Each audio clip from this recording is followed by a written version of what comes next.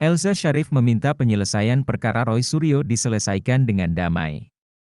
Terus kemudian, jika dia bersalah di dalam ITE, menurut surat edaran Kapolri, itu jika sudah meminta maaf, itu tidak bisa dipidana, katanya. Elza Sharif juga menjual nama Irjen Fadil dan Presiden Jokowi yang memaafkan orang-orang yang menghinanya.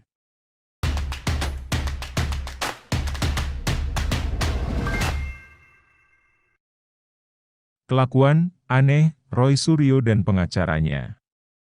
Sejak awal kasus Roy Suryo yang melecehkan umat Buddha, begitu banyak drama yang terjadi. Untuk mengaburkan fakta, Roy Suryo mengatakan bahwa dirinya bukan pembuat meme stupa Candi Borobudur mirip Presiden Jokowi. Memang benar bukan Roy Suryo yang membuat meme, tetapi dia adalah pihak yang ikut menyebarkan meme tersebut. Roy Suryo sadar jika dia salah karena ikut menyebarkan meme, makanya cuitannya yang sudah viral tersebut dihapus lalu dia minta maaf. Kalau memang merasa tidak bersalah, ngapain minta maaf? Yang tidak tahu malu, Fadly Zon malah nyinyir terkait Roy Suryo yang sudah dijadikan tersangka terkait meme stupa yang dianggap melecehkan simbol agama Buddha.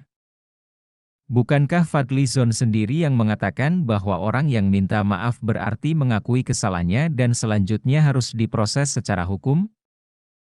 Bersangkutan sendiri sudah minta maaf berarti sudah salah, mengakui kesalahannya. Orang minta maaf itu berarti mengakui kesalahannya. Kemudian what is next? Apa berikutnya? What is to be done? Bagaimana kita menyelesaikannya? Apa yang harus dilakukan? Yang harus dilakukan adalah proses hukum. Setelah jadi tersangka, Roy Suryo juga banyak melakukan drama. Karena kita ini bersamaan kedudukannya di dalam hukum. Ini konstitusi kita. Kita bersamaan kedudukannya di dalam hukum dan pemerintahan. Ya, ini konstitusi. Pasal 27 ayat 1 kalau tidak salah. Ya. Setelah diperiksa pertama kali, menggunakan kursi roda. Diperiksa kedua kalinya malah menggunakan penyangga leher. Entah bagaimana perasaan rakyat Indonesia, khususnya umat Buddha, ketika melihat Roy Suryo yang sudah ditetapkan sebagai tersangka kasus penistaan agama tidak ditahan karena katanya dia sakit tetapi bisa tertawa lepas di sebuah acara klub mobil mewah.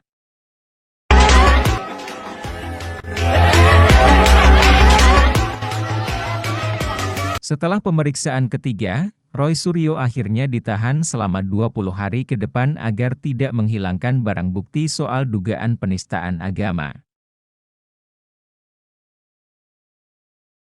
Dan drama Roy Suryo beserta pengacaranya terus berlanjut. Sekarang pengacara minta penangguhan tahanan terhadap Roy Suryo dengan dalih Roy Suryo menderita diabetes dan harus disuntik insulin 2 kali sehari.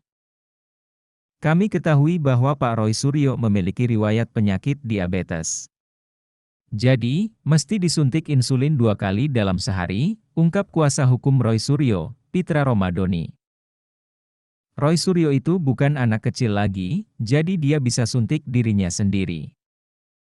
Lagian, setelah mau ditahan baru sekarang muncul alasan sakit diabetes seperti kasus tokoh caleg gagal PKS Mustofa Nahrawardaya yang juga katanya sakit asam urat dan diabetes setelah diciduk karena menyebarkan ujaran kebencian berbau sara. Apakah memang seperti itu SOP pihak oposisi yang nyinyir pemerintahan Indonesia yang sah saat ini? Sebelum ditangkap, koar sana sini, tetapi setelah ditangkap lalu mendadak sakit yang sama yaitu diabetes? Kuasa hukum Roy Suryo juga mengklaim bahwa klien mereka pernah mendapatkan penghargaan bintang jasa dari SBY sewaktu Roy menjabat sebagai Menpora. Dan kita harus hormati juga beliau pernah berjasa pada negara. Di mana pada tahun 2014 beliau diberikan penghargaan oleh negara sebagai penerima bintang jasa Mahaputra Adi Pradana oleh Presiden RI, kata Pitra. Pada tahun 2014, Roy Suryo bisa mendapat penghargaan dari SBY karena mereka sama-sama dari Partai Demokrat. SBY menjabat sebagai Ketua Dewan Pembina Partai Demokrat periode tahun 2010 hingga 2015. Dan Roy Suryo menjabat sebagai Sekretaris Divisi Pembinaan Anggota Partai Demokrat periode tahun 2010 hingga 2015. Kita juga gak akan pernah lupa bahwa Roy Suryo tidak hafal lagu Indonesia Raya saat dia menjabat Menpora. Lagi pula, dia mendapatkan penghargaan dari SBY yang sama-sama dari Partai Demokrat. Memang, ada yang bisa lupa dengan kasus Panci? Jika Roy Suryo melakukan drama pakai kursi roda, penyangga leher agar tidak ditahan, pengacaranya juga sama, anehnya. Sejak awal kasus ini, pengacara Roy Suryo dengan mudahnya mengatakan bahwa yang melaporkan Roy Suryo terkait meme stupa Candi Borobudur dengan dugaan pansos. Apa yang mau dipansos? Roy Suryo secara sengaja membuat cuitan berisi meme stupa Candi Borobudur yang dianggap melecehkan simbol agama Buddha. Jadi wajar jika ada perwakilan umat Buddha melaporkan Roy Suryo ke pihak kepolisian karena itu hak mereka. Dan sekarang, pihak pengacara Roy Suryo kembali membuat pernyataan baru yaitu ajak damai. Pengacara Roy Suryo, Elza Sharif, berharap kliennya, Roy Suryo, dengan pihak pelapor bisa berdamai di kasus postingan meme stupa Candi Borobudur ini. Tapi kita udah nyerahin surat permohonan penangguhan. Kita juga udah tulis surat kepada penyidik, Pak Kapolda, dan Direskrimsus, untuk menjadi mediator, memediasikan perdamaian antara Pak Roy dengan Pak Kevin dan Pak Hartono, ujar Elza Sharif. Saat dihubungi Detikcom, Elza Sharif meminta penyelesaian perkara Roy Suryo diselesaikan dengan damai. Terus kemudian, jika dia bersalah di dalam ITE, menurut surat edaran Kapolri, itu jika sudah meminta maaf, itu tidak bisa dipidana, katanya. Elza Sharif juga menjual nama Irjen Fadil dan Presiden Jokowi yang memaafkan orang-orang yang menghinanya. Kita beri contoh saja Bapak Presiden telah memaafkan orang yang telah menghina dia. Kemudian Bapak Kapolda, Pak Fadil juga memaafkan orang yang menghina Bapak Kapolda, katanya.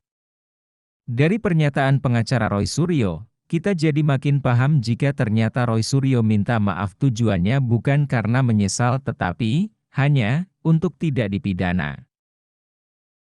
Elza Sharif tidak perlu menjual nama Kapolda dan Presiden Jokowi karena kasus Roy Suryo ini bukan bersifat personal seperti yang dialami oleh Kapolda dan Presiden Jokowi yang difitnah selama ini.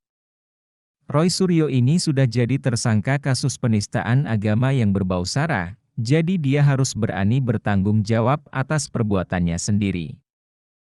Roy Suryo juga sudah dijerat dengan pasal berlapis dengan ancaman hukuman maksimal 6 tahun penjara atau denda 1 miliar rupiah. Jadi kasus ini tidak bisa diselesaikan hanya dengan kata maaf atau selembar materai.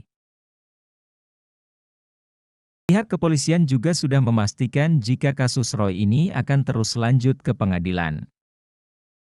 Kita sekarang sedang lengkapi berkasnya. Sehingga nanti kalau sudah lengkap, dikirim ke kejaksaan, apabila dinyatakan lengkap, baru tahap 2, lanjut proses persidangan, kata Kabid Humas Polda Metro Jaya, Kombes Endra Zulpan di Jakarta.